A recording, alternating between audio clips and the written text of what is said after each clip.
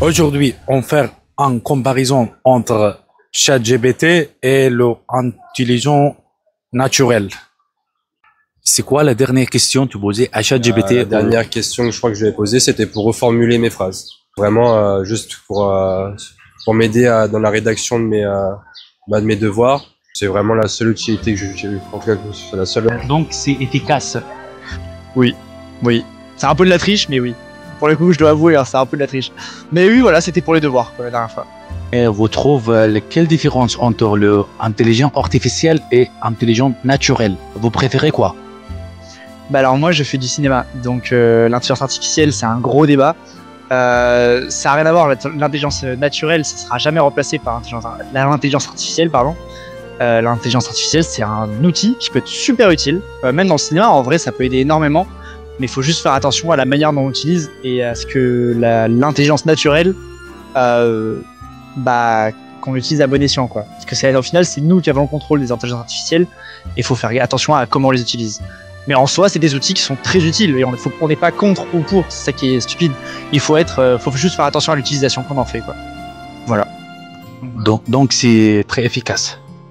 Ouais, pour l'instant, je trouve que c'est vachement efficace. Ça propose pas mal de propositions et ça, je pense que c'est un des gros avantages de ChatGPT. Voilà. À votre avis, c'est quoi les différences entre l'intelligence artificielle et l'intelligence naturelle? Très bien. Pour moi, les principales différences, bon, alors je suis pas très au point, mais je pense que les grosses différences, ça va surtout être par rapport aux ressources que ça emploie. L'intelligence artificielle, elle va surtout utiliser beaucoup de ressources déjà qui sont déjà sur le net, etc. Alors que l'intelligence naturelle, je pense que on va dire qu'on a un plus vaste ressource en tout cas pour exploiter. Merci beaucoup, monsieur. Merci.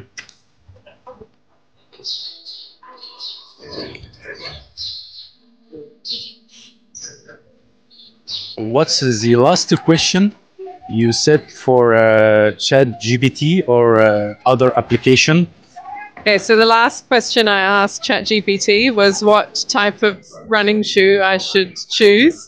It didn't give me a very good answer, but it was useful to put me in the right ballpark of shoes.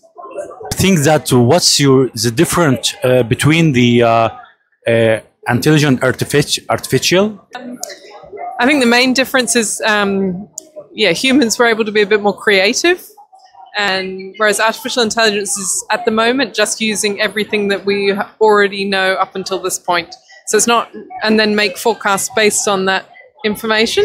So it's pretty biased, like what's going into it is what it's forecasting.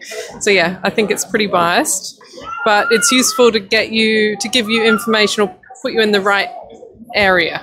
Yeah. But I think that human intelligence is much better. And I think the danger is that we will rely on artificial intelligence instead of our own brains.